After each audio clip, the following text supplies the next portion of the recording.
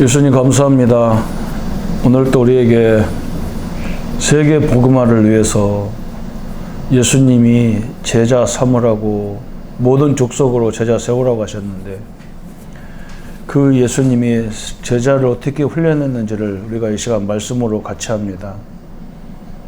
2000년 전에 그 예수님이 이 땅에서 12명 70인 제자를 세운 것처럼 우리에게도 그 방법대로 우리가 가는 현장마다 이런 일꾼들이 세워지는, 제자가 세워지는 응답을 보게 하시고 하게 하시고 또 그걸 사실적으로 세워갈 수 있는 70 현장에 일꾼들을 심을 수 있는 응답을 허락하여 주옵소서.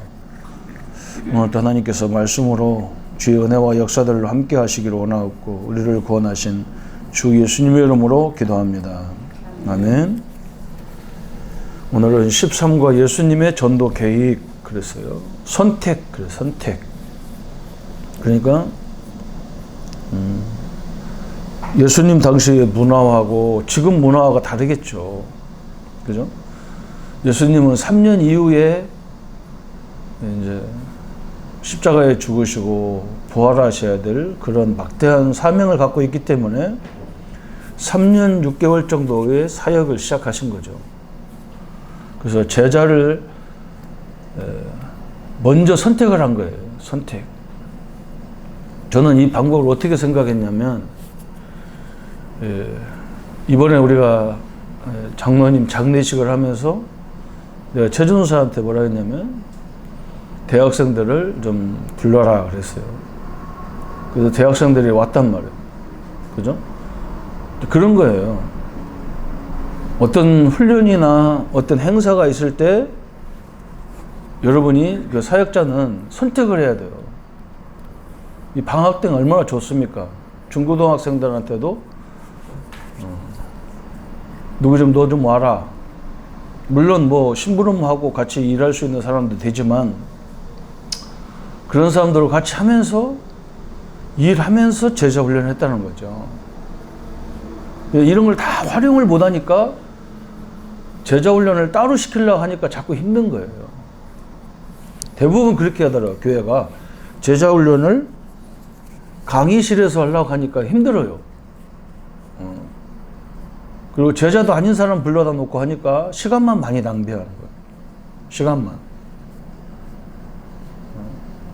그 말이 여러분이 무슨 말인지 정확히 이해를 해야 그때 선택하면 되잖아요. 그죠? 행사 때마다 얼마나 좋습니까? 여름에. 그죠? 그냥 부르면 되잖아. 옛날에는 학교 가야 되지만 이번 주 누구 중 교회 와라. 그래서 놓고 이제 그 아이들 들어보고 이 아이는 이제 개인 양육자로 세워야 될지 그룹 사역을 해야 될지 뭐 1대1 양육으로 사역을 해야 될 아이들인지 이런 걸 보면서 비전도 심고 메시지도 해주고 이 선택부터 안 되는 거예요. 선택부터 그냥 우리 아이들 전체 그냥 몰아가지고 그냥 어떤 훈련에 가고 오고 막 요것만 되는 거예요. 그죠?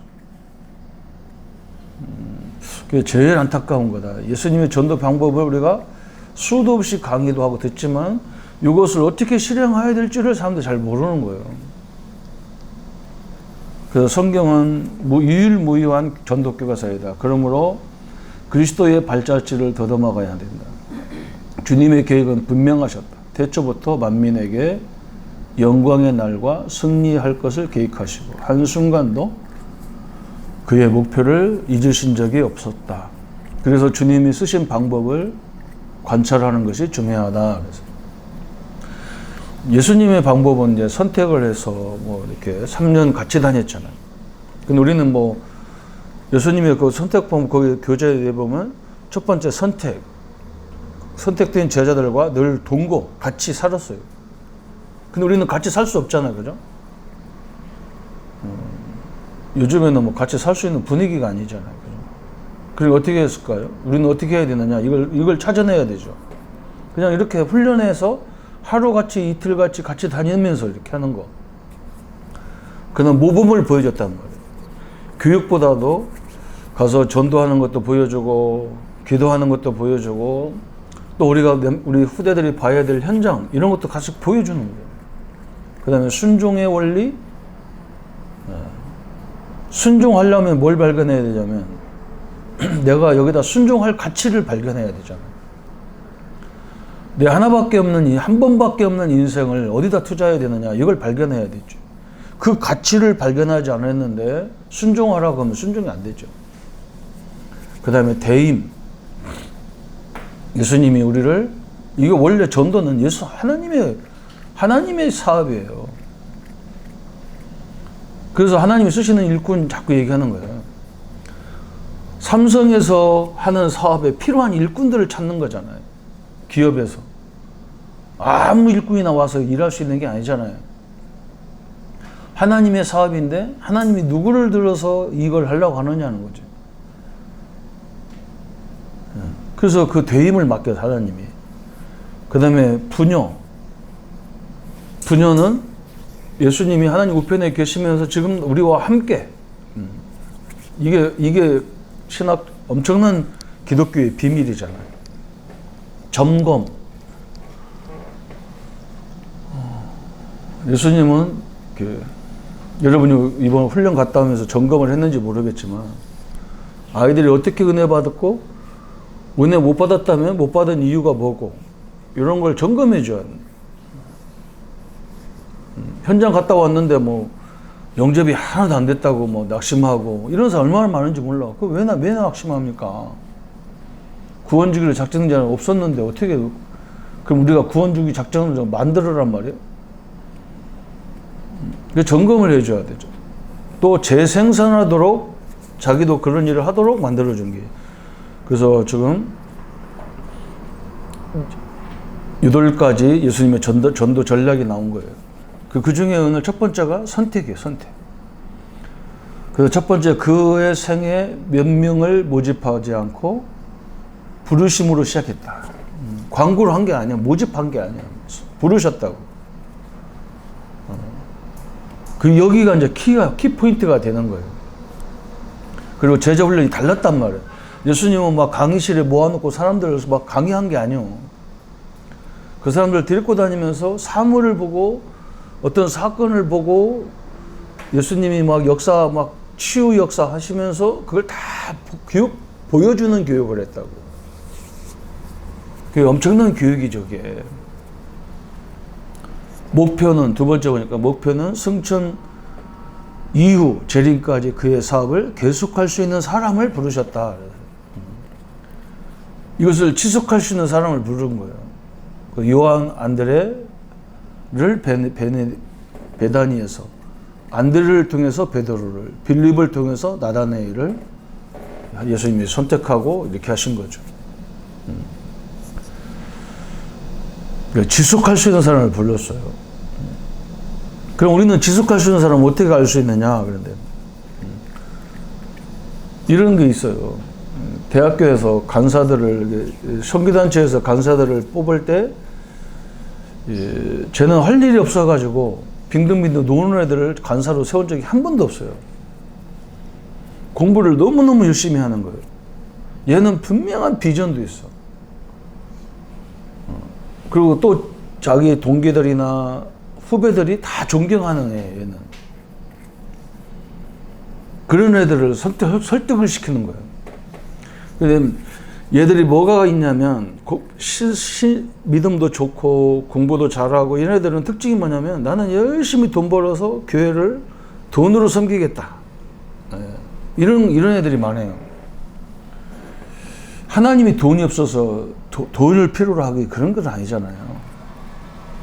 하나님은 누구를 필요로 하냐? 신실한 일꾼을 필요로 하는 거지. 그죠? 그러게 그런 애들을 설득시키기가 좋아요.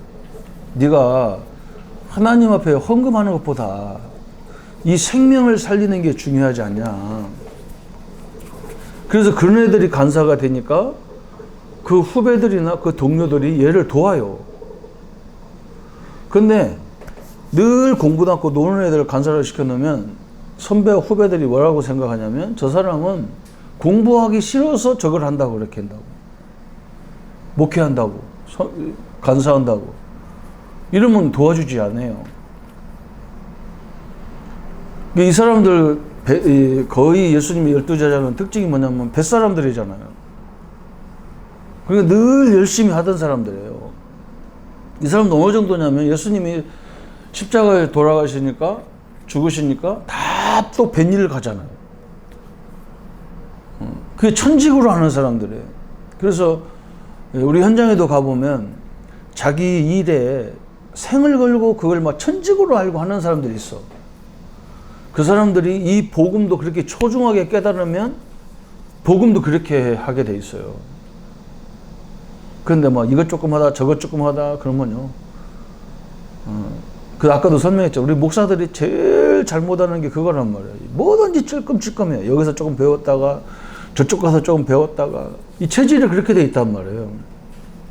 체질이. 아니 뭔가 1년 2년이고 해봐야 되는데 그 해보지를 않아요. 그냥 이거 조금 프로그램을 갖다가 여기서 조금 깔짝깔짝 하다가 그만두고 또 다른 거 나오면 또 다른 거 갖다가 깔짝깔짝 하다가 말고 그런 식으로 계속 한다고요. 지속하는 사람이 없는 거예요. 지속하는 사람이. 세 번째, 선택에 절대로 서두름이 없었다. 그래서 굉장히 신중하면서. 그렇죠?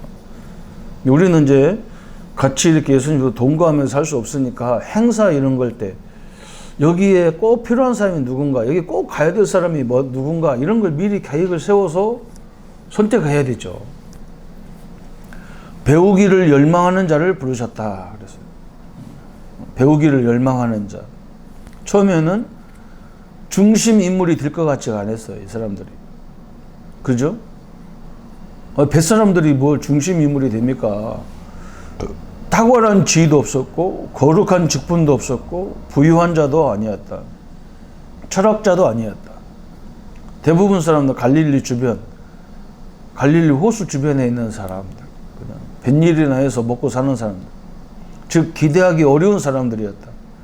그러나 이들은 무식하나 배우기를 열망하는 자였고 지혜는 부족하나 정직한 자였고 긍정적이며 적극적인 자였다.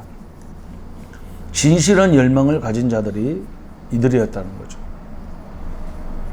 이게 세상 지위로 세상에 별볼 없지만 그리고 중요한 게 뭐냐면 이 복음은 그렇게 큰 능력이 내 능력이 필요 없잖아요. 하나님의 능력을, 그리스도의 능력을 알면 되지 내 능력이 필요 없는 거니까 그걸 바꿔주면 되는 거죠. 그죠? 그걸 바꿔주면 되는 거예요. 다섯 번째 보니까 소수에 집중하셨다 그랬어요. 소수에. 개인의 변화 없이는 세상 변화가 불가능하다. 이게 포인트예요. 근데 우리는 다수를 움직이기 위해서 다수를 준비하는데 그렇게 방법이 틀린 거예요. 다수를 움직이기 위해서 정예화된 소수가 필요한 거예요. 그래서 우리나라에도 이런 이 소수 전략, 정예화된 소수 전략을 피는 단체가 많잖아요. 이 교대, 사대, 뭐 이렇게 육군사관학교 이런 데가 바로 이 소수의 교사를 통해서 소수의 정예된 사람을 통해서 그 엄청난 수많은 사람들을 끌고 가는 거죠. 그래서 소수 변화 없이, 개인 변화 없이는 세상 변화가 불가능하고 다수가 변화가 불가능하다는 거예요. 개인이 주님의 장중에 잡히지 않고는 세계의 변화가 불가능하다. 그래서 분명한 사람들로 만드셨다. 12명에서 더 정확히 말하면 3명. 베드로, 야고보, 요한. 그리고 더 중요할 때는 베드로 한 사람이죠.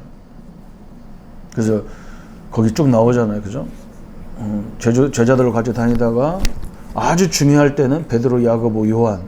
변화산에도 베드로, 야고보, 요한. 겟세마네도 베드로, 요한, 야고보. 이렇게 3사람. 그러면서 그 속에서 또 베드로 한 사람. 그래서 베드로가 바울보다 사역을 못했다고 하지만 사실은 신앙의 가장 중요한 것은 베드로가 다 했어요. 최초로 그리스도를 고백한 것도 베드로요. 사도행전 4장 12절 말한 것도 베드로잖아. 굉장히 중요한 사역을 베드로를 통해서 문을 열었어요. 여섯 번째, 전생을 훈련시키는 일에 투자하셨다. 이게 중요하고, 항상 혼자 다닌 적이 없어요. 같이 다녔다고. 여러분, 이게 키예요. 이것도 있을 수 있어. 대학부는 꼭 대학생들만 하고 다녀야 되고, 이런 건 아니잖아. 제가 응답받은 제일 좋은 축복이 뭐냐면, 저는 그냥 사역할 때, 현장에 갈 때는 내가 맡은 부서만 데리고 다닌 게 아니고, 그냥 어른들도 따라다니고 그랬었어요. 내가 부르기도 했고, 자기들이 오기도 했고. 나는 하면 그게 축복이라고 나는 생각하는 거예요. 내가, 자기들이 왔기 때문에, 내가 안 불러도 자기들이 왔기 때문에 누가 말을 못 하는 거예요. 다른 부서에서 말 못 하는 거죠. 그렇다고 내가 그 사람이, 나만 따라오는 그렇게 만드는 게 아니에요. 그래서 그 담당 사역자를 잘 섬기도록, 거기서 잘 그 사역을 잘 하도록 이렇게 만들어 놨다고. 그래야지 그걸 다 나만을 위해서, 이 사역만을 위해서 하도록 하면 안 되잖아요. 그래서 전생을 훈련의 일에 투자하셨다. 변화 없을 때, 제자들이 넘어질 때, 낙심할 때 걱정하지 않으셨다. 목표를 놓치지 않으시고 계속 진행해 나가셨고, 분명한 사람으로 만드셨다. 헬라 철학, 시오니즘, 심지어는 공산주의까지도 이런 것을 다 이길 수 있는 사람으로 만드셨다. 만들 수 있죠. 그죠? 아니, 우리 집에도 지금 이제 오늘 내일 하는 우리 매형 한 분이 계신데, 그 누나하고 조카들이 전화하면 아버지가 불쌍하다고 그런 소리 잘하는 거야. 내가 항상 그러는 거야. 네 아버지가 왜 불쌍하냐? 천국 가는데. 사람들 대부분 천국 가는 게 불쌍한 거예요. 그것도 이상하잖아요. 그죠? 이게 기독교예요. 이게 그러니까 안 되는 거예요. 응? 내가 하나님이 자녀라고 해놓고 나는 불쌍한 거죠. 나는 그지야. 이렇게 생각하니까 안 되는 거예요. 그래갖고 어떻게 세상을 이깁니까? 그죠? 아니, 내가 하나님 자녀라고 해놓고 나는 그지야. 이런 게. 양다리 걸친 것처럼. 그죠? 아니, 최고의 축복이 하나님 자녀잖아요. 이 생각을 안 바꿔주면 방법이 없지. 그러니까 세상에 어떤 조그마한 사상이 다 넘어지지. 저는 우리나라 지도자들 가만히 보면 웃기잖아요. 자기가 국회의원이고 장관이고 대통령이면요, 얼마나 소중합니까? 자기가 자기를 우습게 하는 거예요. 자기 가치를 우습게 하는 거예요. 그건 바보요. 일곱 번째가 이제 키포인트입니다. 대중을 소홀히 하지 않으셨고, 대중을 위해서 소수를 준비하는 거거든요. 그래서 이 소수를 개인 훈련시켰다니까. 개인 이 준비를, 집중을 딱 시켰다고요. 그래서 어느 정도 예수님은 음식 먹을 시간이 없었다. 그죠? 겨를이 없을 정도로. 여덟 번째, 주님의 전략을 이해하는 자들이 거의 없었다. 이게 특징이잖아요, 이게. 지금도 이해를 안 되는 거예요. 왜 군대 같은 조직이나 대규모 학교를 만들지 않으셨는가? 주님의 참 목적은 군중을 인도할 수 있는 사람을 필요로 하셨기 때문이다. 대부분의 교회가 이해하지 못하고 있다. 교회 내에 폐해한다는 문제가 있을지라도 일꾼을 훈련시켜야 된다. 80년 전 공산주의자들이 이 원리를 깨달아 지구의 절반을 차지하고 말았다. 그러니까 마오쩌둥이 중국의 그런 역사들 보면은 철저히 이 전략을 쓴 거예요. 지금 우리나라도 마찬가지잖아요. 좌파가 얼마나 세상을 판칩니까? 옛날에는요, 공산주의라는 단어만 들어가면 감옥에 갔어요. 그러니까 그 사람들이 어떻게 훈련시켰냐? 저 대학에 들어와서 개인을 건드린 거예요. 개인을 파고 들어온 거예요. 근데 이게 세계를 뒤집었다니. 그러니까 지금 우리가 이걸 알면은, 나는 이 전략을 알고 너무나 감사한 게 뭐냐면, 전도사를 누가 오라고 합니까? 교인들이 전도사한테 와서 뭐 자락방 해달라, 말씀 성경공 해달라 하는 사람 아무도 없어요. 오라는 사람이 아무도 없는데 나는 갈 데가 너무 많은 거예요. 이 전략을 통해서 보면 그렇게 돼 있는 거예요. 어? 저 사람이 하나님의 은혜를 받았고 저 사람이 하나님의 역사를 봐버리면 되잖아요. 그래 가서 계속 기도해주고, 그냥 하나님 이 사람한테 이 일에 대해서 증거를 달라고 막 계속 기도해서 이 사람이 응답 받으면요, 전도사인데도 나보고 오라고 한다고. 왜냐면 전도사님 오시면 뭐가 역사 일어나는 거라.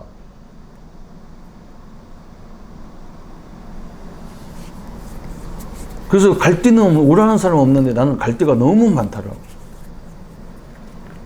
이게 간첩 전략이에요. 이게 공산주의 전략이고 이게 예수님 전략이에요. 좌파 교육을 강의실에서 하다가 잡힌 사람이 저기 조금 전 몇 달 전에 감옥에서 나온 뭐 이석기인가 누구잖아요. 그 밀어내는 방법이죠. 응? 사람들 잔뜩 모아놓고 뭐 국가기관 어디를 뭐 전쟁이 일어나면 너는 거기 가서 폭파시켜라 이런, 그리고 다 녹음해가지고 가서 그러니까 감옥 가지. 그런 것은 개인적으로 만나서 다 너는 이렇게 해라, 너는 저렇게 해라 이렇게 해야 되는 거지. 응? 큰일 날 소리를 하면 안 되잖아요, 그죠? 똑같은 거 이 복음도. 그래서 이 전략을 깨달으면, 여러분이 지금 계속 선택이 돼야 돼, 이렇게. 그래서 뭐 꼭 어떤 사람은 그래, 막 저 사람 남의 교회인데, 뭐 어쩐데, 내가 바보 같은 소리가 앉아가지고, 너는 그래, 내가 그때 우리 조카 보고, 너는 빨리 천국 가라, 그냥. 남의 교회가 네 교회가 어딨냐? 저 사람 빨리 세워서 자기가 하나님이라도록 만드는 것이 저 제자훈련이지. 저 사람 꼬셔서 우리 교회 데리고 나오란 말이냐? 아니잖아, 그러잖아. 너무 답답하고 안 통한 소리를 한단 말이야, 이게. 응? 그럼 내가 아는 사람이 그 사람밖에 없는데 그 사람 빨리 세워가지고 그 사람이 하나님이라도 하나님이 기뻐하는 거야. 내가 하나님의 종이지. 내가 믿음의 교회 종인가? 응? 내가 조승구 목사 종이냐? 아니잖아. 하나님의 일을 해야 하나님이 기뻐하는 거지. 근데 지금은 너무 소중한 게 뭐냐면 지금 또 굳이 안 가도 돼, 막. 이 전화로 하고 막 줌으로 하고 막 계속해도 되잖아.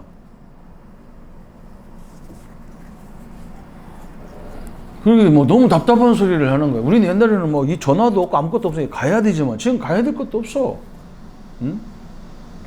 계속 들어주고 상담해주고 메시지 줘버리고 이렇게. 항상 그래야 돼. 메시지부터 하면 기분 나쁘다고. 왜 전사님이 우리 교회 전사도 아닌데 나한테 메시지 합니까? 이렇게 기분 나쁘다고. 그 사람이 나를 꼬시던 것 같이 보이는 거야. 나는 이걸 메시지를 듣고 보니까 네가 너무 소중하다. 그래서 너하고 같이 대화 좀 하고 싶다. 기도 좀 같이 하고 싶다. 응? 네가 하나님의 일을 하도록 나는 돕고 싶다. 니네 교회를 살리는 자로 돕고 싶다. 내가 너무 가슴이 뜨거워서 그렇다. 그러면서 이제 서서히 이제 그 사람 생각부터 바꿔주면서 메시지를 이렇게 도와주고 이러면서 하는 거지.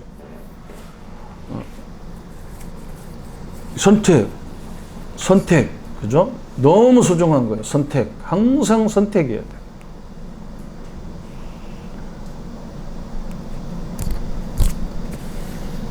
그냥 움직이면 이건 밥벌레밖에 안 되는 거야. 밥 축내는 인간밖에 안 되는 거야. 그럼 아무 의미 없어요. 그렇게 해갖고. 내가 볼 때는요, 거의 사람들이 이 원리를 다 필요가 없어. 그래서 뭐, 흐름 속에 들어가면 되지, 뭐, 집어넣고. 물론 돼요. 훈련 속에 내가 흐름 속에 들어가야, 그 물 타고 강으로 가고 바다로 가지. 그런데 그걸 가지고 그 사람이 역할을 하냔 말이에요. 못한다고. 우리는 구체적으로 오늘 이 말씀이 너무너무 소중해서 선택, 그죠? 항상 선택. 똑같은 사람하고 계속 다니는 게 아니란 말이에요. 그때그때 꼭 이 사람이 필요하다는 이 감이 와야 돼. 그래서 예수님이 군대처럼 학교처럼 한 게 아니라는 거죠. 굉장히 중요한 말이에요. 그렇죠? 물론 설교 시간이나 우리 뭐 기관 모임 할 때는 학교식이죠. 그렇지만 그걸 전체를 움직이려면 소수 전략이 필요해야 되다. 하나님의 역사들을 확인하는 시간 되기를 바랍니다. 예수님 감사합니다.